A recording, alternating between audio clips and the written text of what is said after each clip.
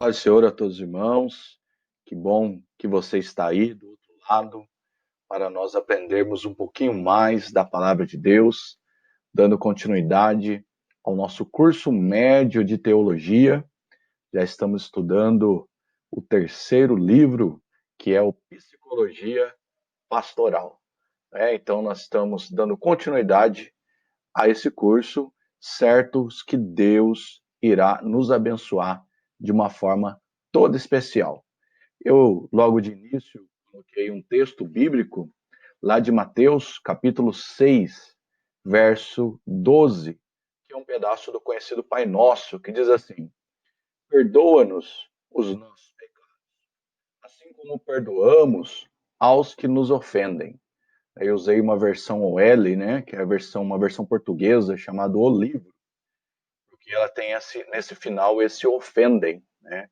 A maior parte das traduções trazem como dívidas, mas eu escolhi essa tradução exatamente pelo fato da questão da emoção, né? Nós estamos trabalhando com a psicologia trabalha com a personalidade, com o temperamento, com o gerenciamento das emoções.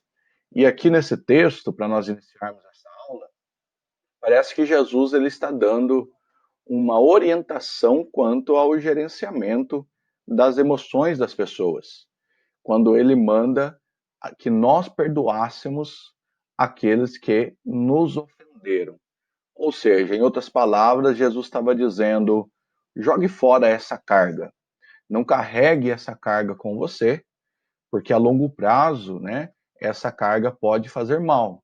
Então você deve perdoar o próximo, como o Senhor Jesus também da mesma forma nos perdoou. Então chega uma hora que nós precisamos fazer, né, uma atualização na nossa consciência, no nosso coração, fazer uma faxina e jogar fora tudo aquilo que não vem da parte de Deus. É muito comum nós ouvirmos a expressão do tipo: eu vou colocar na mão de Deus, Deus vai fazer justiça, eu vou orar. Será que quando nós ouvimos ou falamos esse tipo de expressão, o que é que tem por trás dela de verdade? Será que é o sentimento de perdão? Ou será que é o sentimento de vingança? Às vezes as pessoas esquecem que Deus é um Deus de todos, é o Pai de todos. E o Pai justo, ele não vai querer o mal de um filho e o bem do outro filho. Então, Cristo nos ensina a perdoar, a abençoar os que nos perseguem. Então, quando eu faço uma oração, vou colocar na mão de Deus, Deus vai fazer justiça, eu estou dizendo para que Deus faça algo de mal para um filho também dele, que ele também ama. Não ama só a mim, ele ama todos, até os meus oponentes, aquele que se posiciona de forma contrária a nós. Então, quando nós perdoamos, nós também não temos esse sentimento de justiça. Sabemos que Deus é a justiça e, segundo os seus preceitos, ele o fará. A Bíblia diz que o homem não pode escarnecer de Deus. Aquilo que ele planta, ele também se fará.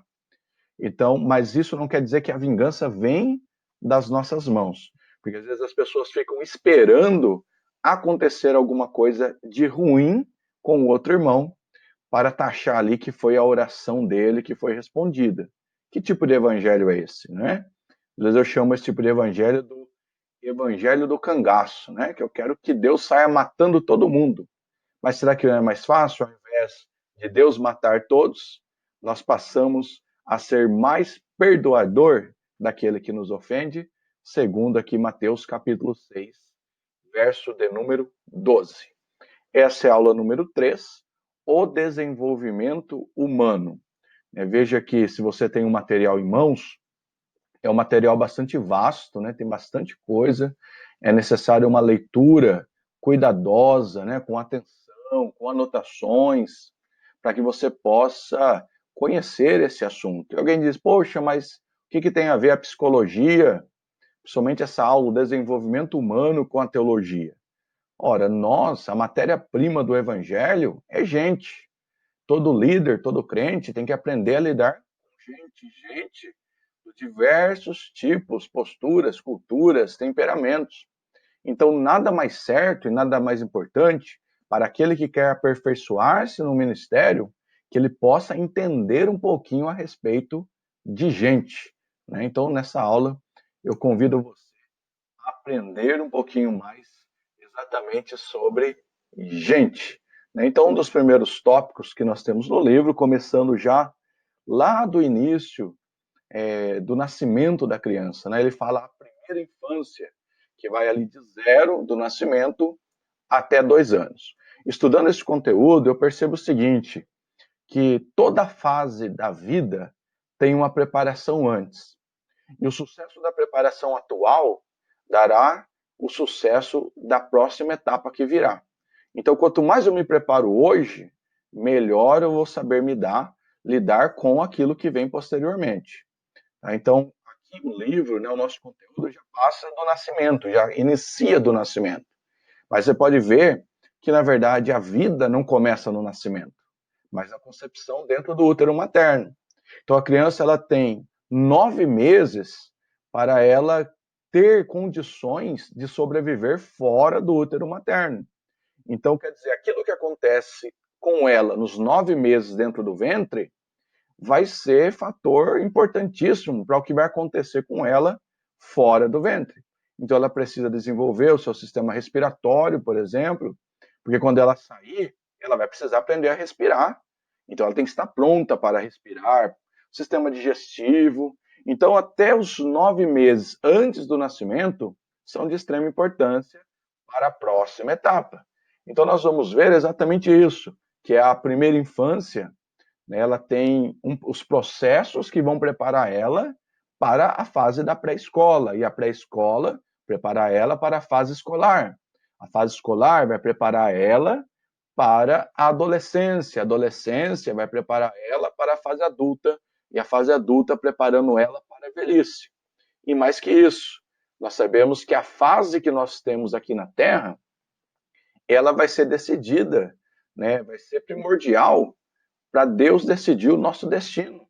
Então, aquilo que eu faço nessa fase da minha vida vai determinar na vida futura para onde eu vou, para o céu ou para o inferno. Então, você vê que uma fase está extremamente ligada à outra. E ao decorrer da aula, nós vamos nos identificando, porque nós estamos em uma fase da vida. E, na verdade, todos nós somos iguais, né? Nascemos, crescemos, né?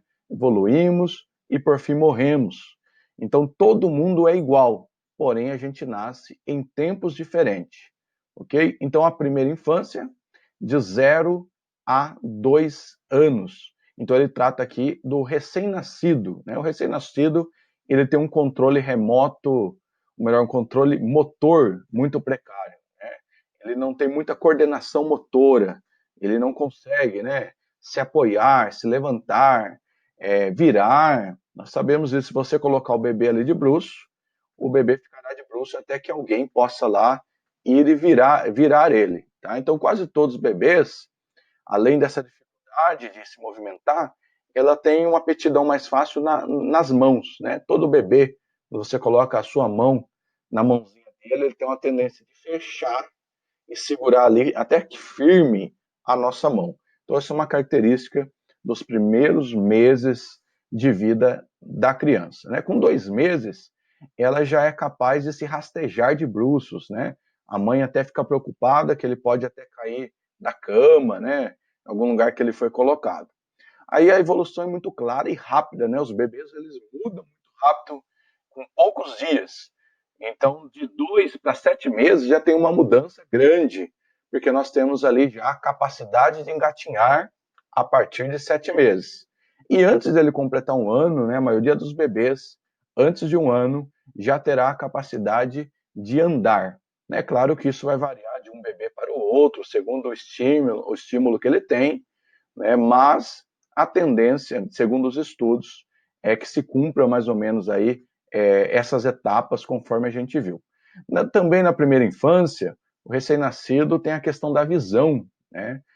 Alguns dizem que ele não enxerga quando nasce e tal. Na verdade, ele enxerga só de perto. Ele enxerga pouca coisa, principalmente de perto, mas ele já enxerga. Tá? Mas vai aprimorando a sua condição da sua visão rapidamente. Né? Com 2 meses, ele já consegue fixar o olho em um objeto, acompanhar muitas vezes esse objeto. Se chegar com esse objeto perto do olhinho dele, ele já pisca, então ele já tem uma sensibilidade. Tá? E a partir dos 6 meses, a sua visão já está aí desenvolvida, já tem condição de enxergar todas as coisas, inclusive objetos coloridos, né? Chamam bastante a atenção das crianças. Aí nós temos também a audição, né? A gente sabe que pais cantam, né, para as crianças já desde o ventre, né? Mas é certo que logo nos primeiros dias ele já tem capacidade de identificar a voz da mãe, a voz do pai, a voz de alguém conhecido. Então, a audição também ela vai sendo aprimorada muito rápido. E o olfato, será que na primeira infância, será que os bebês conseguem sentir cheiro? Sim, ele sente cheiro e ele inclusive ele pode reagir referente aí a odores muito fortes, ele pode chorar, ele pode se sentir incomodado, embora ele não saiba de onde vem, mas ele pode se incomodar sim com o cheiro, ok?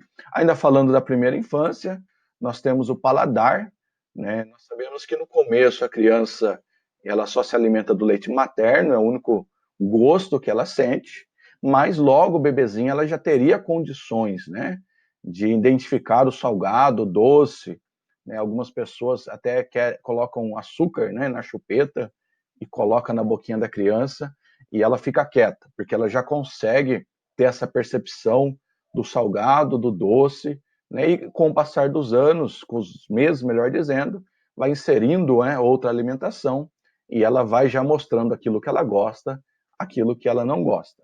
E o tato, né? Nós estamos falando dos sentidos sensoriais do recém-nascido, a chamada primeira infância. Nós temos o tato, né?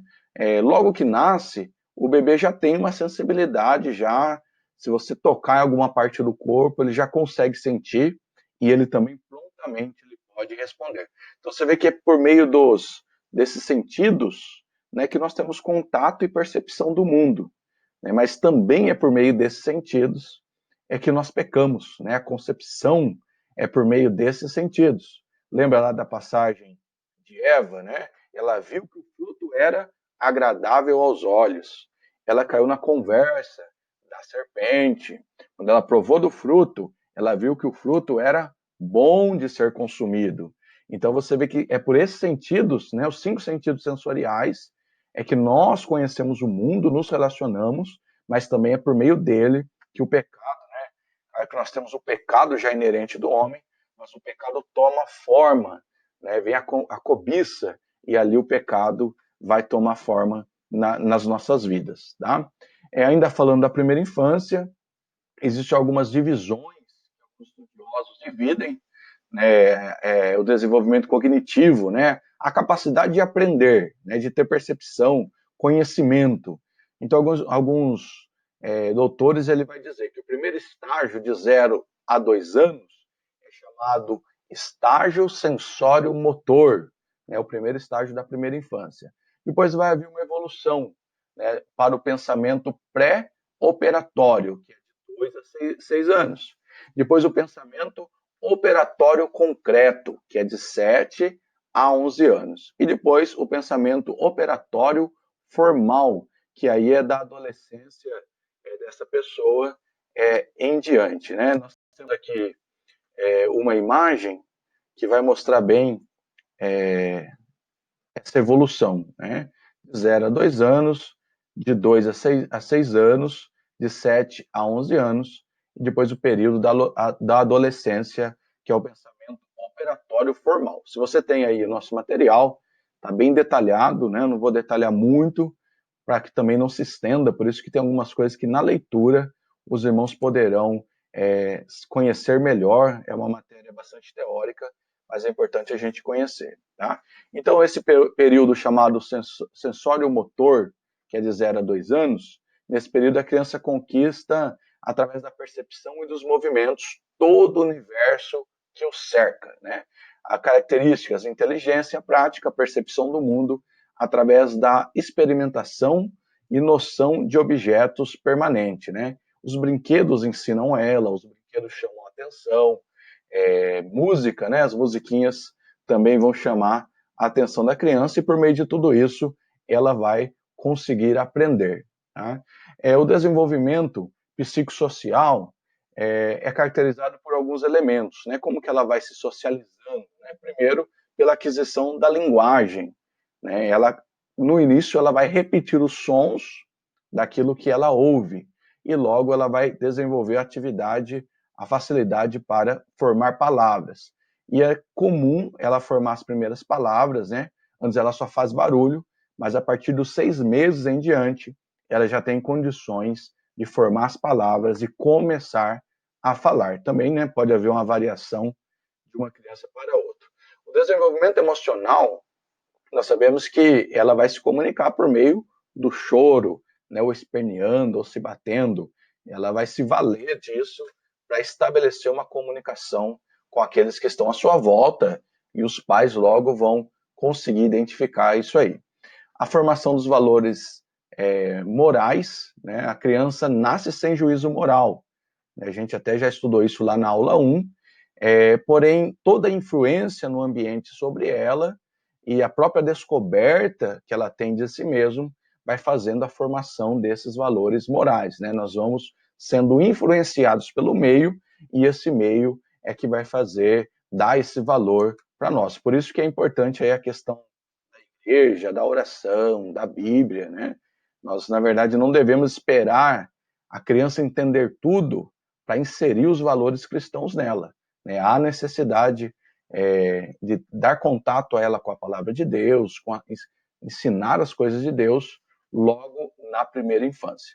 Depois nós vamos para a idade pré-escolar, que vai de 2 a 7 anos, né? Onde ali é muito caracterizado pela criança ela já conseguir ter uma dependência menor, né, dos pais. Né? Então, porque é criança de 2 a 7 anos. Então, é um momento de ruptura e amadurecimento social. A criança torna-se mais ativa, ela corre, ela pula, ela gosta de competir, ela tem trabalhos manuais, né? Aquilo que a gente faz na salinha com as crianças lá na igreja. Ela gosta de pintar, né? São características da idade pré-escolar, onde ela está se preparando para, de fato, ir para a escola. Né? Então, nós temos lá 3 anos.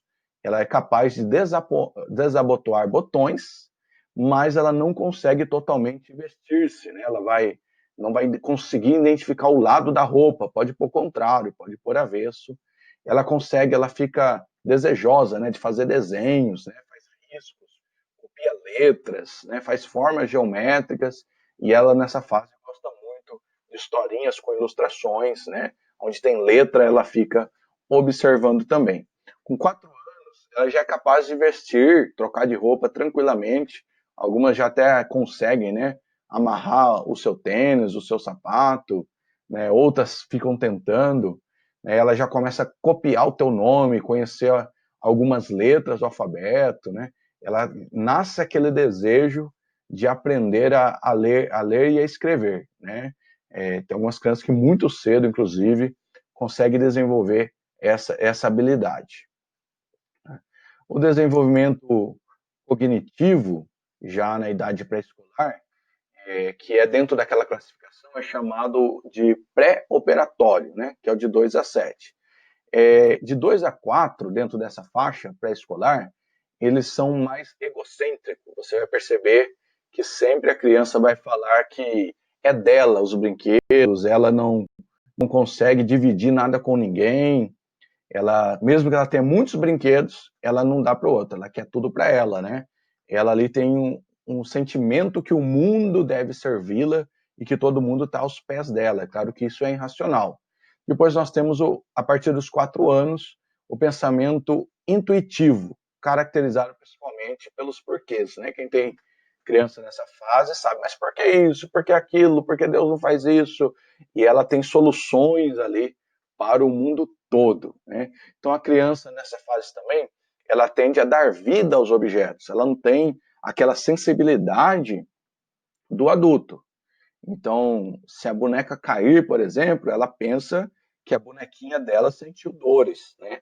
Ela cria ali seres imaginários. E aquilo que nós falamos para ela, muitas vezes ela vai levar ao pé da letra. Né? Quando fala que tem um monstro no telhado, ela acha que tem um monstro no telhado de verdade, né? Então aí você tem o efeito que as cantigas de criança falam, né? Como o boi da cara preta que vai pegar a criança, ela pode desenvolver, ela acha realmente que tem um boi, ou o homem do saco, alguma coisa que pode fazer mal a ela. Então, nesse período, né, nós devemos colocar coisas cristãs para ela, mas com muito cuidado, porque ela não tem uma percepção completa, por exemplo, de inferno, né? O que é o inferno, né? Então ela deve ser mais estimulada a orar, a saber da importância da palavra de Deus, e ainda com um agravante, né? Que a gente sabe que a personalidade é formada até os 7 anos de idade. Então ela precisa ser alimentada com coisas boas para a formação dessa personalidade dela, né? A idade pré-escolar ainda, ela subdivide em pensamento egocêntrico, como eu falei, que tudo é meu, e vai até os 7 anos. O professor deve, nessa fase, trabalhar bastante os recursos audiovisuais, explorando a capacidade lúdica da criança, né? Ela gosta muito de aprender brincando, né? É uma técnica muito usada, inclusive, na escola dominical, tá? E o professor deve, então, ter cuidado, né? Como eu disse, falar sobre guerras, por exemplo, violência. Ela não tem uma concepção muito clara, inclusive, da morte de Cristo. Pode ser que ela fique confusa quando se fala da morte de Cristo. Então a gente apresenta Deus ali como um amigo pessoal dela, não adianta aprofundar muito dentro das doutrinas, tá? Aí depois a gente passa da pré-escolar para a idade chamada idade escolar, que é a partir dos 7 anos. Os 7 aninhos em seguida, a criança está pronta para ir para a escola. E ali ela vai começar a viver com pessoas que não estão dentro da sua família, que ela não tem contato todo dia, né? Quantos pais sofrem tanto no primeiro dia de aula, não é? Deixar a criança pela primeira vez sozinha, dentro da escola, com pessoas estranhas, né? Mas o pai às vezes sofre mais do que o próprio aluno, né? Mas ele faz birra, ele não quer se distanciar do pai. Então é um tempo, né, que o seu fator social é muito apurado de fato, tá? Então o momento que essa busca ela tem relação com novas pessoas e ali ela tem que ter uma adaptação, né? E ela vai buscar ali uma autoafirmação, ou seja, é hora dela começar a se virar, que não vai ter o pai e a mãe ali. Você vê que já é um treinamento para o futuro, né? Como eu falei antes. E também, a partir dos 7 anos, pode haver ali uma desarmonia entre o ritmo de crescimento da criança e o seu psíquico, o seu intelecto, né? Às vezes ela pode ser muito infantil e ser grande já, né? Ou menor, né? E já com uma capacidade de compreender as coisas muito grande, né? De 7 a 11 anos, né, período de operações concretas, é chamado esse período, começa nessa fase a compreensão de regras e linguagem torna-se socializada. Aqui ela já sabe, por exemplo, que ela deve ir ao banheiro, ela já tem o sentimento, quando é criancinha, ela chora quando tem fome, ela sabe que ela tem que pedir comida, né? Então ela já faz parte dessa autonomia e desse amadurecimento dela. Tá? Então ela já consegue entender coisas mais sistemáticas que antes na outra infância não daria. Então aí sim a doutrina, algumas doutrinas da palavra de Deus, ela já consegue absorver melhor, como a questão do inferno, de juízo e tudo mais isso, tá? Então ela vai ter uma fase já de organização dos valores morais. Ela já sabe o que é, o que não é, o que ela deve fazer, o que ela não deve, quando ela faz errado, ela vai tender a entender mais a punição, ela já vai chorar antes, né? Sabe que de alguma maneira ela será divertida. Ela também nessa fase, ela se organiza em bandos, né? Sempre ela quer estar junto com outras crianças da sua idade. E ela é muito competitiva. E nessa competição, ela não gosta de perder. Então ela vai mudar as regras do jogo, ela vai chorar, bater o pé, porque ela não aceita a derrota por ser tão competitiva, né? E também nessa fase, você já não vai ver com muita frequência o menino brincando com a menina, né? Então surge aí também aquela chamada guerra dos sexos entre o menino e a menina, né? Então nós passamos aí já por 3 fases importantes, né? Do recém-nascido, a primeira infância, o período da pré-escola, né? E aí o período da idade chamada idade escolar. E depois da idade escolar, vem aí a adolescência, não é? Que é um período de grandes desafios, não só para o líder, não só para o pai, mas também para aquela pessoa, né, que está entrando na adolescência também. E é um grande desafio educar adolescente, é um grande desafio mantê-los na igreja. Então é um tempo de muitos conflitos, né? Ele vai pensar já por si, já tem as suas concepções, ele vai contrariar algumas regras, né? Então por isso aí alguns conflitos deixa aí os pais e líderes preocupados. Tem algumas, nesse balãozinho eu coloquei algumas observações, né, que são dúvidas em geral e que reforçam a importância de nós aprendermos sobre o desenvolvimento humano, inclusive a adolescência.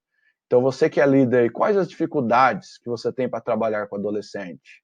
Você tem essas dificuldades? Então, ao longo dessa aula e dentro do material, vão surgindo ideias, possibilidades. Você vai entendendo melhor a adolescência para que você possa ter um trato melhor com eles. Será que é possível levar o adolescente a uma vida espiritual saudável? Será que tem adolescente crente mesmo? Sim, é possível. Não, é certo que às vezes se lançam mão, né, de recursos mais assim de diversão, recreativo para atraí-los, mas existe sim adolescentes compromissados com Deus, né? Quais fatores devem considerar para ajudar na relação com eles? O que eu posso fazer para me aproximar deles? Porque eles vão ter aquele sentido, né? Uma fase já às vezes de vergonha dos pais, é uma fase que ele vai ouvir mais os de fora do que o de dentro. Então, o que eu faço? Né? Como eu posso ajudar esse adolescente? Às vezes, não só confrontá-los, né? Mas ele vai dar muita atenção na questão da razão. O porquê sim já não resolve mais, o porquê não já não resolve mais. Então eu preciso de argumentos sólidos para tentar convencê-lo daquilo que eu quero. Tá? Então, quais fatores devemos considerar para ajudar também o aspecto espiritual? Né? Como que eu posso ajudar esse adolescente espiritualmente? Né? Na Bíblia, nós temos exemplos de adolescentes. A Bíblia apresenta adolescentes também. Lembra de Rode?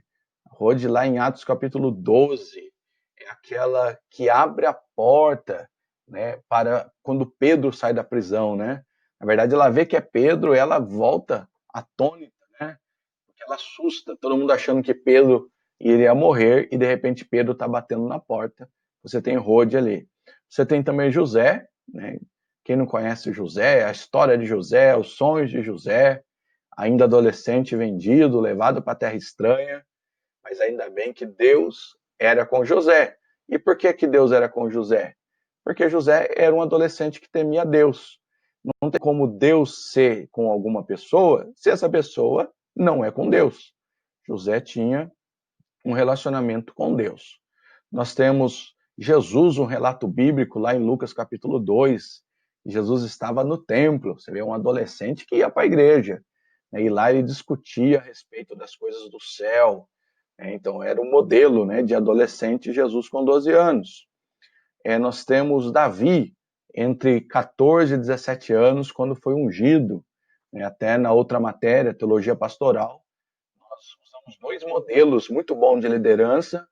Um foi Paulo, no Novo Testamento, e o outro foi Davi. Davi, ele não foi consagrado e já foi lá requerer o trono. Né? Ele soube esperar em Deus e Deus o levou para o trono. Nós temos também João Marcos, né, que é aquele que ajudou, né, acompanhou ali Paulo e Barnabé na primeira viagem missionária. Depois ele vai fazer um importante papel, né, lá no final, lá em Timóteo. Paulo está pedindo para trazer também João Marcos novamente com ele. E nós temos Miriam, né, a irmã de Moisés, que vigiou ali o cestinho. Deus usou ela ali para falar para a mãe dela, né, se ir lá buscar a mãe dela para amamentar o próprio filho. Nós temos também adolescentes importantes na Bíblia. Nós temos Samuel. Você vê que é possível, sim, encontrar adolescentes fiéis, envolvidos na obra de Deus. E outro exemplo foi Samuel. Samuel é um modelo a ser seguido. Eli já cansado, sem controle com seus filhos. né? E ali você vai ver Samuel trabalhando dentro do templo, cuidando da arca, cuidando do próprio Eli na sua velhice, né? Então nós vemos algumas características de um bom adolescente. Uma delas que Samuel tinha é a disposição para aprender. Ele queria aprender, né? Nem sempre você vê essa disposição nos adolescentes de hoje. Respeitava os mais velhos, né? Quando ele pensa que o Eli está chamando ele ao próprio Deus, mas veja que prontamente ele corre lá para atender a Eli. Era humilde, né, e o adolescente Samuel levantou todas as vezes que ouviu chamarem-no, né? Se mostrou pronto a servir, pronto a aprender, pronto a ouvir a voz de Deus, né? Então, tanto ele obedecia ao homem, como ele obedecia ao próprio Deus, né? E Samuel era responsável e já demonstrava maturidade, porque compreendia a importância de obedecer a Deus e de respeitar o próximo também, né? Também tem uma adolescente que é pouco citada, né? Segunda Reis, capítulo 5, do verso 2 a 4, você lembra daquela menina que era escrava? Ela poderia ser uma adolescente revoltada com Deus, porque ela era escrava na casa de Naamã, estava longe da sua terra. Mas você vê que mesmo sendo uma adolescente, ela apresenta a Deus, apresenta o profeta de Deus a Naamã. Ela conhecia a realidade de Naamã, né? Então, primeiro, ela só apresenta Deus para alguém se ela conhecesse Deus. Ela conhecia o Deus de Israel, ela pôde apresentar o Deus de Israel para Naamã, né? Então ela tinha fé em Deus. Se você estivesse lá, você seria curado, demonstrando a fé da adolescente, né? Trabalhava disposta e sem murmurar no trabalho que lhe era dado, né? Prudente ao agir, ao falar, altruísta, né? Se importava com a dor do próximo.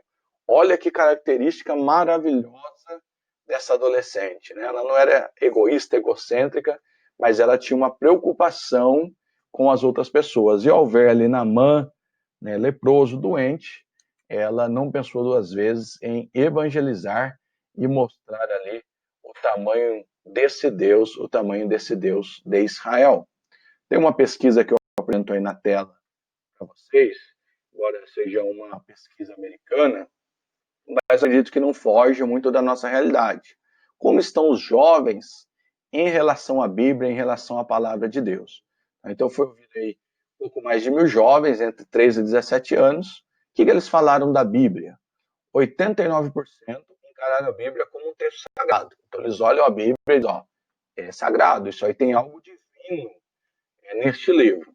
69% acreditam que a Bíblia ensina tudo o que é preciso para uma vida relevante. Então diz assim, nós acreditamos que tem algo divino e o que ela ensina é importante. A maioria deles acha que sim. 44% considera que a Bíblia tem pouca influência na sociedade. Então parece haver uma concepção, né? Ela está lá, ela tem coisa importante, mas as pessoas não seguem. 64% manuseiam a Bíblia pelo menos de 3 a 4 vezes no ano. Pelo menos eles tocam na Bíblia. 76% afirmam serem influenciados, né? Então, de alguma forma, ou melhor dizendo, não serem influenciados por ela. Quer dizer, é divino, é de Deus, é importante, mas eu não estou ligando muito o que ela está falando, não. E 18% afirmou que a Bíblia é mais um livro de ensinamentos escrito por homens, né? 18% não considerou muito a questão da Bíblia. Então, de maneira geral, os adolescentes em geral já não têm aquela visão da importância da Bíblia, aquela importância da palavra de Deus, e isso, de fato, é bastante preocupante. Tá? Desenvolvimento motor na adolescência, ela chega na puberdade, né? A puberdade marca o início da adolescência, várias alterações do seu corpo, né? O surgimento de pelos pelo seu corpo, e aí é que fica muito difícil, às vezes, para o adolescente, porque tem um mundo louco acontecendo à sua volta, cheio de cobranças, cheio de coisas para se resolver acerca do seu futuro, e ao mesmo tempo ela está passando por transformações profundas, né? Então às vezes ela vai ter vergonha de si mesmo, né? Principalmente quando o menino, quando a sua voz fica grossa, né? Fica envergonhado, quando começa a aparecer um bigodinho, a primeira barba, ele também fica envergonhado. Da mesma forma, as meninas, né, quando o seu corpo vai mudando, ela tem a tendência de ficar tímida, né, escondido, e aí você tem um adolescente que ele, principalmente hoje com as mídias digitais, né, prefere relacionar-se com as telas do que com pessoas, né, quando chega um parente estranho em casa, logo eles correm para o quarto, não tem essa disposição de sair, mas é porque o universo em transformação acontecendo na vida adolescente. Ela tem um crescimento anual de torno de 10 centímetros, então cresce muito, né? Ganha muito peso também nesse período, principalmente de 10 a 12 anos. Ele também começa a ficar forte, há uma melhoria da sua força, né? O seu corpo também, há uma maturação morfológica do corpo, também ele tem uma maturação do equilíbrio e a união desses elementos da condição plena do desenvolvimento motor, né? Muito ágil, muito rápido, né? Pega as coisas muito rápido.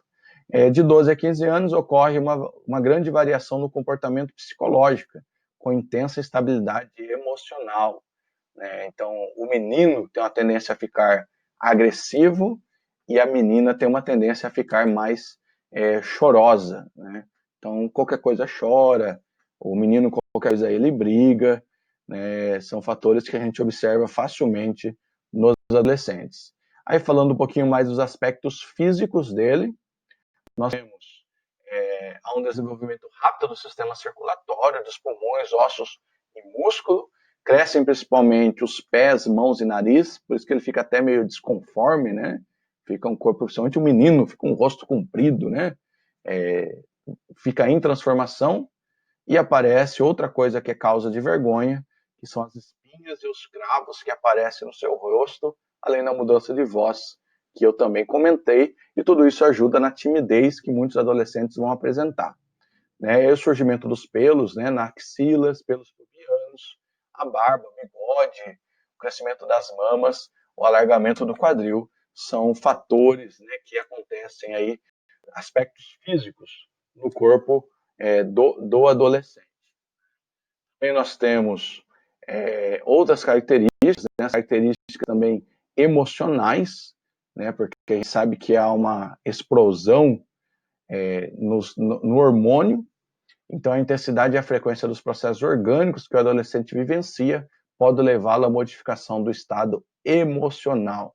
Normalmente ele se tranca bastante com a família, não quer falar muito, fala mais com os de fora do que com os de dentro, né? E os pais sentem muito, porque essa proximidade ela vai sendo reduzida, né? Mas isso não quer dizer que ele deixou de amar o pai e a mãe, né? É uma característica da adolescência, deve ser observada, né? Não é só a cobrança, só a vigilância, mas dialogar, se colocar como amigo, é muito importante para esse adolescente, porque às vezes a gente só reprime, né? Só corrige, mas ele precisa ser ouvido e precisa fazer ele participar do processo, né? Não trazer a lei pronta, mas trazer uma reflexão com razão para que esse adolescente possa entender. Por isso que momentos de impulsividade, ataques de mau humor, as meninas ficam românticas, né? Tudo isso é parte da adolescência. A timidez que eu já comentei, né? Também tem um medo de não serem aceitos, e por isso que muitos aí fazem concessão na sua fé, né, para serem aceitos por outro grupo. Estar inserido em um grupo é muito importante, eles não querem andar sozinho. Você vai ver que esses grupos na adolescência, se um usa boné, todos usam boné. Se um anda de skate, todos andam de skate. Ele precisa ter uma aceitação, uma validade do grupo. E aí que está a dificuldade de mantê-los dentro da igreja, principalmente se não for ali uma mocidade ou uma igreja que tem um olhar atento para esse jovem e para esse adolescente, né? Então é uma fase realmente de muitos transtornos, além do complexo de inferioridade, né? Acha que é feio, acha que é burro, tanta coisa também pode acontecer nesse sentido. Então, os aspectos sociais do adolescente. Os adolescentes querem conquistar o seu espaço, né? Querem ser notados, não gostam de ser chamado de criança, né? Mas ao mesmo tempo ele tem uma dúvida, né, quanto às suas escolhas. Então, ora ele quer ser tratado como adulto, mas ora ele quer ser tratado como adolescente. Na hora da responsabilidade, ele quer ser tratado como criança. Mas na hora de agir, né, ele quer ser tratado como adulto. Não é mais uma criança e não aceita ser manipulado pelo adulto. Por isso que aí está o confronto. Ele começa a pensar por si só, né? Então nós não devemos tratá-lo como um robozinho que faz apenas as coisas do nosso jeito, porque ele não vai aceitar, né? Ele já consegue expressar de uma certa maneira, não adianta tentar controlar ele ou obrigá-lo, né, a fazer algumas coisas. Reage às obrigações impostas por tradição ou por autoridade, porque ele é questionador, né? Por isso que o grupo mais novo, né, ele é menos conservador, ele é mais rebelde, né? Na política você vê muito isso, os grupos, né, de movimento de estudante, sempre querendo uma revolução, é que quando a gente vai ficando mais maduro, a gente vai ficando mais conservador e já não quer desafiar tantas leis como a juventude desafia. Tá? Não deve usar apenas proibição, é mais eficaz dar e dividir responsabilidades, né? Aí isso melhora a disciplina e quando ela for aplicada, né, quando ele for punido, precisamos mostrar para ele porquê daquilo, né? Porque está acontecendo naquele momento. Tá? Nós temos também os aspectos espirituais, que é muito difícil de trabalhar. Ele passa por um processo de reorganização desses valores. Antes você falava alguma coisa para a criança e aquilo já é lei. Na adolescência, não. Ele vai pegar a visão que ele tem, a visão do mundo, a visão ensinada, vai jogar no liquidificador, bater, e ali ele vai ter que chegar nas suas conclusões. Tá? Então, muitos conceitos, atitudes, práticas de natureza moral e religiosa passam a ser questionados. Mas por quê? Para que isso? Não faz sentido. E aí o confronto com os pais e com a própria igreja. Né? Então, jogo de cintura. Por isso, quando o líder, né, ele conhece esse processo da adolescência, ele vai ter uma paciência maior para lidar com esse jovem. Né? Então é importante levá-lo a familiarizar com a Bíblia, a palavra de Deus, é um manual prático de ensinos morais e espirituais. Ele tem que chegar nesse conceito, ele tem que entender, não adianta só falar, ele precisa entender. As mudanças de comportamento sempre estão relacionadas ao abandono dos valores ensinados. Então não é para ele estar confrontando as coisas que ele abandonou aquele valor moral que ele aprendeu. Faz parte também ele, né, nós nos lembramos de nós, né, na nossa adolescência, nós tínhamos esse tipo de conflito e também a gente questionava bastante. E o que é importante trabalhar muito com o adolescente? Né? O princípio do temor a Deus. O temor a Deus é o princípio da sabedoria. Se tem temor a Deus, muita coisa negativa vai ser evitada na sua vida. Aquele temor, aquele respeito. Então precisa ser trabalhado esse temor. Também o princípio da responsabilidade, gradual, né? Desde da pré-escola, principalmente, já temos que dar as responsabilidades dessa criança, para que ela saiba lidar com isso, né? Com as causas e com as consequências daquilo que ela faz. A superproteção é o que acaba colocando muito adolescente a perder. Então, ele tem que arcar com as suas responsabilidades também. Então, precisa ensinar o princípio da responsabilidade, as consequências. E também o compromisso com a palavra de Deus. Ele continuar entendendo, continuar sabendo, né, que a palavra de Deus ela é importante, a palavra de Deus é viva, é eficaz, as promessas são verdadeiras da palavra de Deus. Se o adolescente manter esses três princípios, todo o trauma, toda a revolta será passageira, né? Logo ele se tornará um adulto temoroso a Deus e que também vai dar muita alegria aí aos seus pais, será bastante útil na obra de Deus. Erros nos pensamentos dos adolescentes, né? Não deixarei ser influenciado por coisa alguma. Eles falam isso, não, estou sossegado e tal. Não adianta, né, as pessoas confiarem em si só. Não adianta apenas o adolescente confiar em si, na sua condição intelectual de saber o que é bom e o que é ruim. Se eles não se sujeitarem a Deus, eles não resistirão às coisas que sobrevêm à sua vida. Então não é só autoconfiança, confiar em si, mas eles têm que ser ensinados a confiar em Deus também. Ganharei os meus amigos não crentes para Cristo, que eles falam também, né? Eu vou sair com eles porque aí eu vou ganhar eles.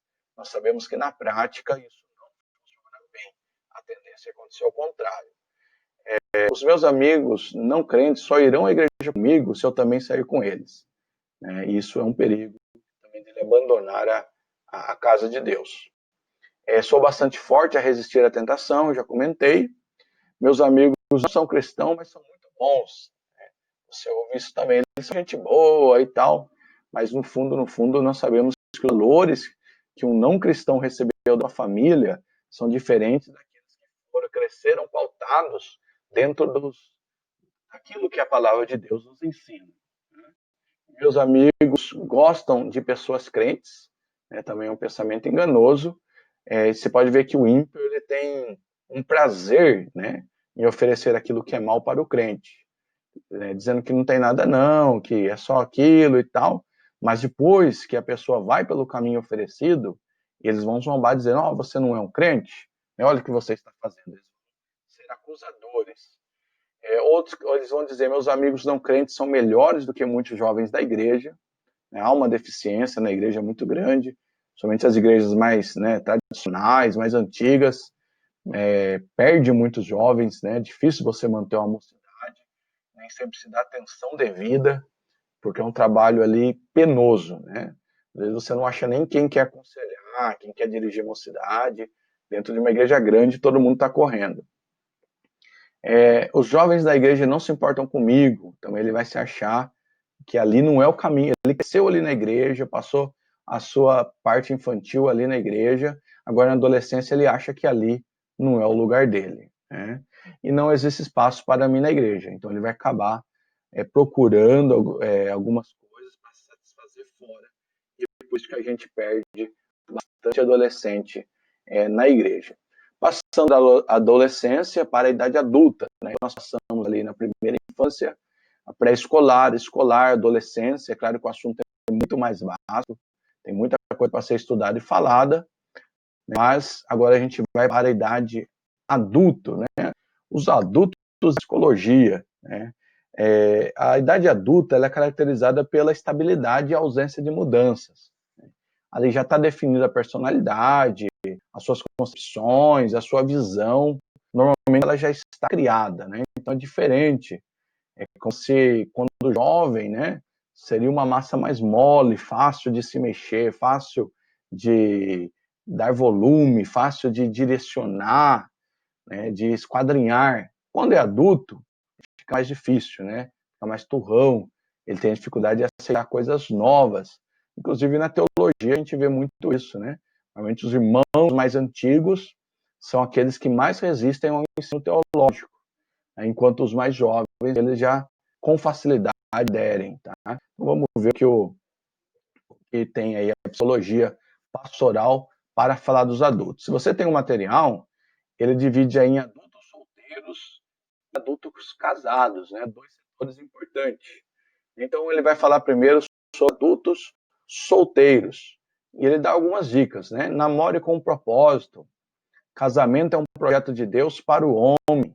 Então a importância, né, de ter um bom casamento, de saber da importância desse casamento, porque aquilo que ele faz na sua idade, né, mesmo sendo adulto, né, muito jovem, vai influenciar ao longo de toda a sua vida. Na questão de casamento, né, se você é jovem e está nos ouvindo, acompanhando, graças a Deus, nós temos bastante alunos jovens, né?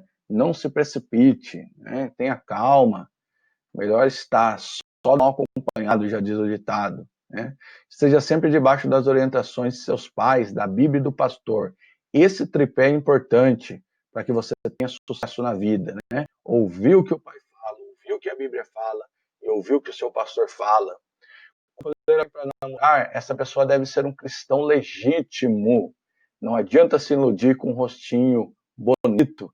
Atrás desse rostinho bonito pode estar escondido muito sofrimento ao longo da vida, né? A Bíblia vai nos ensinar a fugir do jugo desigual. Não negligencie os estudos seculares. Não é que é cristão que não vai cursar uma faculdade, não vai ter uma profissão, porque isso vai acarretar consequências futuras na vida dele. Então é difícil o cristão fazer uma faculdade, é difícil dentro da faculdade, né? Mas ele precisa ter esse desejo de aprender. Antes havia aquela coisa que dizia, não precisa estudar não, Jesus está voltando, né? Mas ninguém vê nem o dia e nem a hora. Então, deve sim o cristão estudar. Observe como a pessoa da família e como lidar com o tema trabalho, né? A questão de solteiros, namoro, como que a família, né? Como que ele trata o irmão, a mãe, o pai, como que ele lidar com a questão do trabalho, tem desejo do trabalho, desejo de construir alguma coisa. Procure um namoro que glorifique a Deus, onde a palavra de Deus é o padrão. 8. O namoro deve ser o tempo para os jovens se conhecerem e prepararem espiritualmente, financeiramente, emocionalmente para o casamento. Então, o namoro é sempre a preparação da outra, como eu já falei algumas vezes aqui. Então, se prepara espiritual, prepara financeiro, emocional para um casamento, né? E o jovem adulto, ele tem que ter consciência que todo erro tem consequências e essas consequências podem acompanhá-lo a vida toda. Então, um erro agora, um tropeção agora, pode trazer consequência para a vida toda. É agora que os planos, né, os sonhos podem ser jogados fora com uma atitude errada. Consequência muito.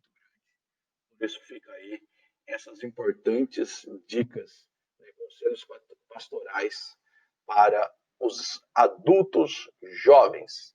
Também tem aí algumas orientações, né? Como estamos falando da evolução humana, desde a concepção, né? Desde o ventre, a primeira infância, e a gente sabe que todo mundo passa, né? Ou a maioria passa pela fase do namoro. E aí também tem algumas dicas como os pais devem comportar, né, os pais cristãos, né, no namoro de seus filhos. Então, a primeira dica é essa: os pais devem ter regras equilibradas para o namoro dos filhos. Vai dar alguma dica. Então, vai namorar? Tem regra no namoro. E aí o pai precisa ter tempo, dedicação, acompanhar. Alguém acha que quando a criança é pequenininha, vai crescer, não vai dar mais trabalho. Mas, na verdade, cada vez dá mais trabalho, né? Então, requer um acompanhamento, aconselhamento, presença constante dos pais. Alguns pais perdem, né, os seus filhos porque não tem tempo de acompanhar, né? Ser pai, ser mãe, é realmente abandonar o seu eu, né? Para cuidar, né? Para direcionar. Né? E quando você quer aproveitar a sua vida e esquecer a vida dos filhos, as consequências são ruins. Então, no namoro, limitar o máximo em 2 dias para esses jovens se encontrarem. Estabelecer um local para que esse namoro, né, para eles conversarem, namorarem ali. Disciplinar o horário, né, até que horas o casal pode namorar. Então, tem que ter, logo no começo, né, já estabelecer as regras, porque a liberdade é uma coisa que uma vez dá, não volta mais atrás. Então, tem que ser colocado desde o início essa disciplina. O namoro em que não se projeta, pelo menos aproximadamente a data para o casamento, é perigoso. É o que eu digo, se você não quer casar, também não namore. Tá? Então não brinque de namorar. As consequências podem ser grandes, brincar com o sentimento das pessoas. Então é importante, né, você estabilizar financeiramente, estar estabilizado espiritualmente, estudando, né? Claro que é possível, né, concluir uma faculdade depois que se casa, assim aconteceu comigo, com muitos outros, mas tudo fica mais difícil depois de casados, né? Vamos continuar aqui. Agora o jovem adulto e casamento, né? Então o adulto que ainda é jovem, mas se casou, né? E a gente sabe que existem muitos conflitos, muitos relacionamentos, casamentos vão por água abaixo nos primeiros anos, às vezes até pela imaturidade. Veja que até para isso aqui o nosso curso está trabalhando, né? Quantos aí dos nossos jovens aí está para casar, casará daqui a algum tempo? Mais uma dica aí para esse, ou muitos jovens já são casados. O casamento exige a adoção de novos papéis. Né? Então, quer dizer, há uma mudança de postura quando eu estava na casa do meu pai, quando eu formei uma nova família. Não adianta eu tentar ainda ser, né, aquele jovem que a mãe dava tudo na mão, aquela pessoa que era super protegida. Agora ela vai ter que resolver os seus problemas. Tá? Então, eu tenho que agora sair da condição de filho e passar a ter a condição de esposo. A mesma coisa a mulher. Deixa de ser filha, né, entre aspas, mas o seu primeiro papel agora é de esposa, não é mais de filha. Então, quando não se entende esse papel, não se assume a responsabilidade disso, os conflitos são intensos e o desgaste é grande também. Então, muitos conflitos no lar estão relacionados à imaturidade e ao desempenho incorreto desses papéis. Isso é importante ver antes, né? Essa maturidade, qual a visão de mundo que a pessoa possui antes do casamento. E aí uma frase muito bacana, que ele vai assim, quando assumimos corretamente o nosso papel e aceitamos a vontade de Deus em nossas vidas, contribuímos para o ajustamento da nossa família. Né? Nós é que cuidamos, né? Quando eu me encaixo no meu papel, faço a minha parte, a esposa faz a parte, os filhos fazem a parte, então haverá ali uma maior possibilidade de sucesso.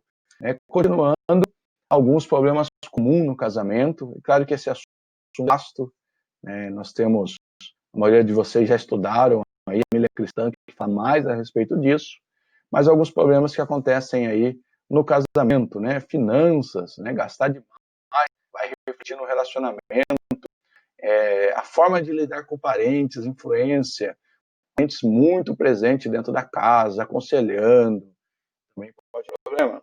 Gestão do tempo e horário é um problema, né? Porque a pessoa agora tem que dividir o seu tempo com a família, estar irritado com coisas pequenas, também tem um desgaste. O casamento é tolerância, né? Uma aceitação de um ao outro. Então, a irritação de coisas muito pequenas vai trazendo, às vezes, as separações aí por pequenos detalhes, né? Esse projeto tão lindo de Deus. A questão do trabalho doméstico, né?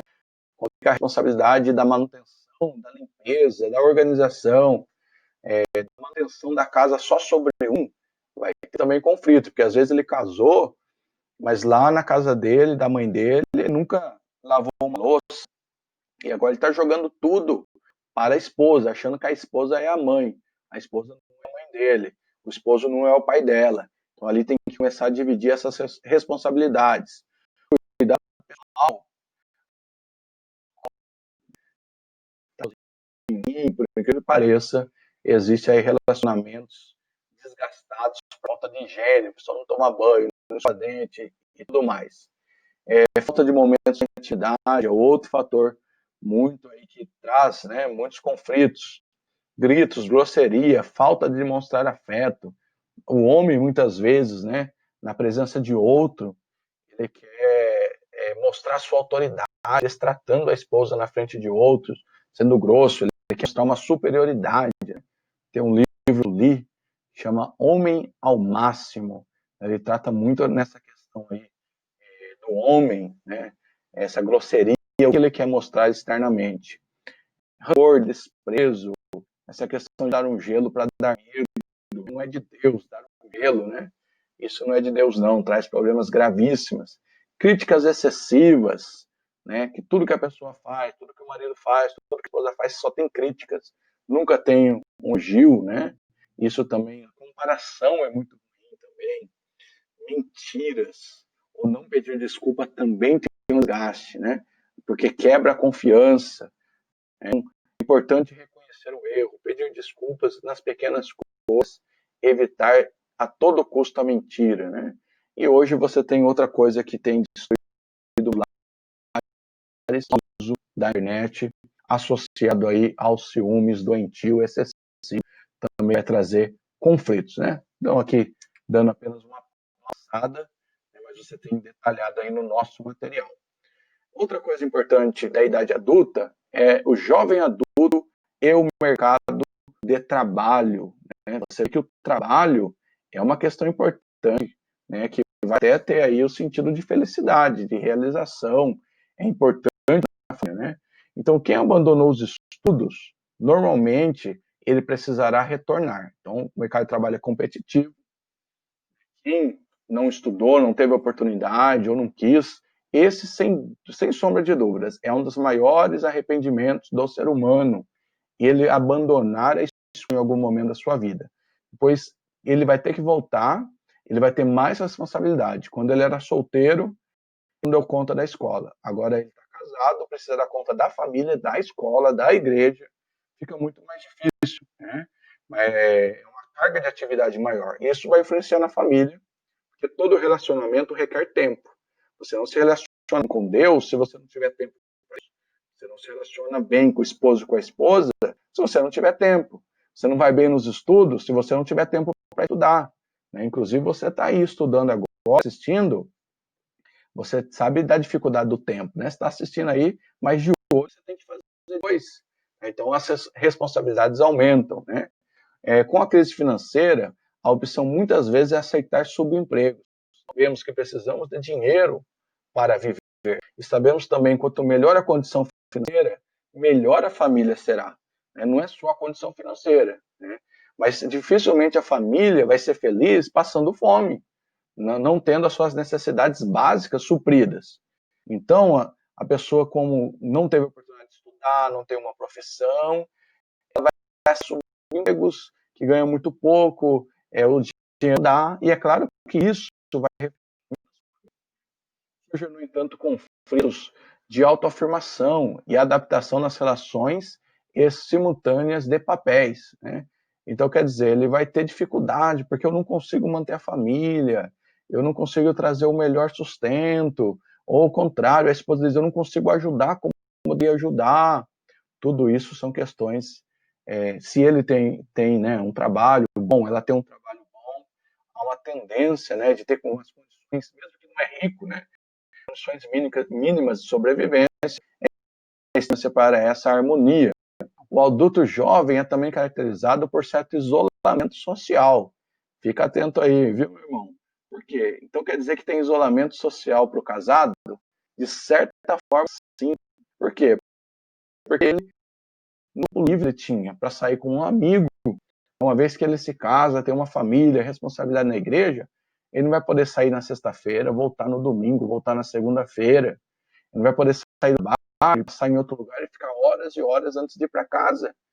Tem família, tem uma esposa, tem filhos, esperando ele chegar.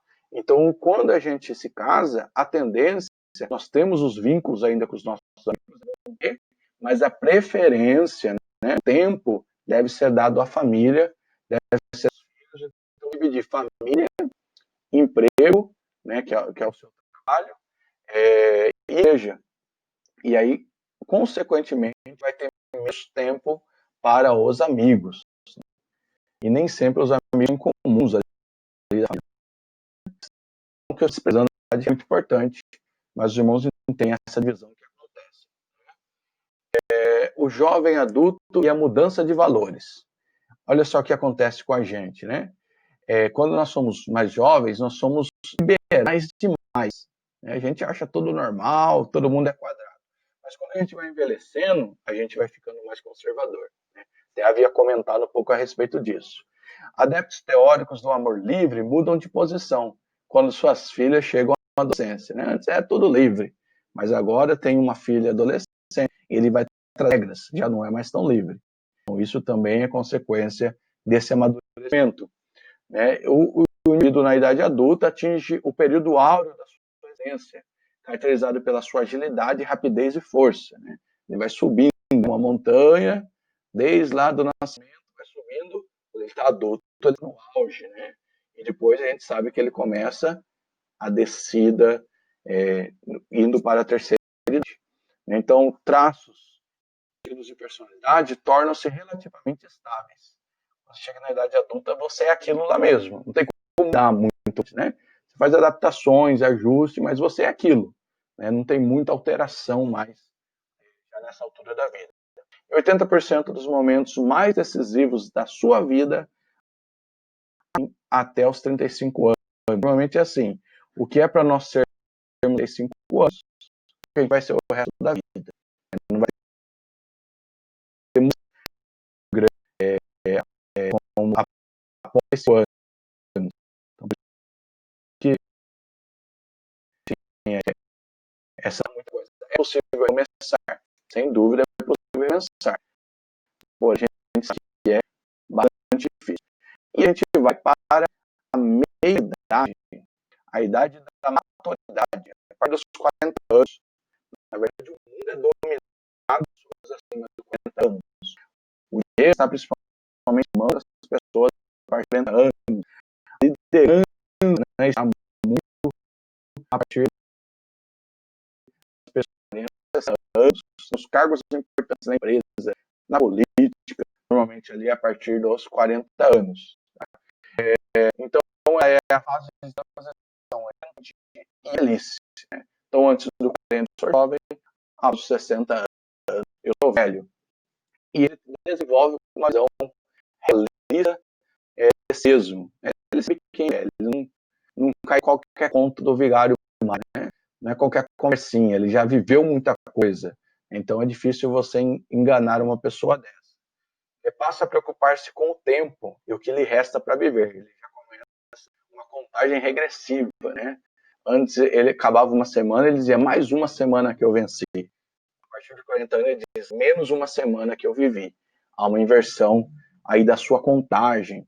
Parece ser por isso que nas igrejas você tem mais pessoas a partir de 40 anos. Ele começa a preocupar-se com a outra etapa, com a etapa da vida eterna.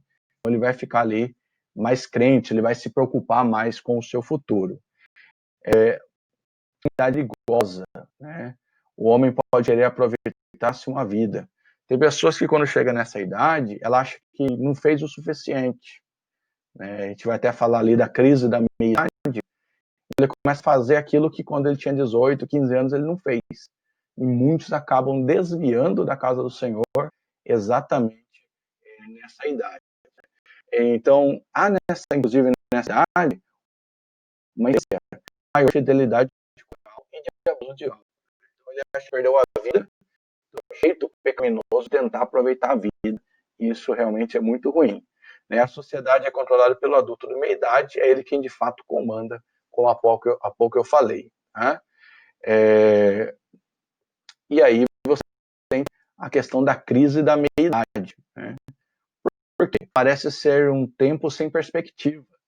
A pessoa já tem sua profissão, já teve filhos, já casou os filhos muitas vezes, já se estabilizou, e ele está meio sem perspectiva, sem projetos, sem planos para continuar. Então, existe uma crise, né? Alguns, como eu falei, vão tentar reaproveitar a vida, vão se comportar como se fossem menininhos, né? O homem, né? Vai arrepiar o cabelo, colocar uma roupa mais descolada, por assim dizer. A mulher também, né? Vai querer medo de se vestir como uma senhora, vai querer se vestir como uma menininha. É uma crise da meia-idade, né? Que às vezes vai trazer destruição para casamentos e para a vida espiritual da pessoa. Então, ela é caracterizada pelo tédio. Ela cansa da rotina diária do trabalho e de frustrações frequentes. Ah, toda vez essa pia vai entupir. Ah,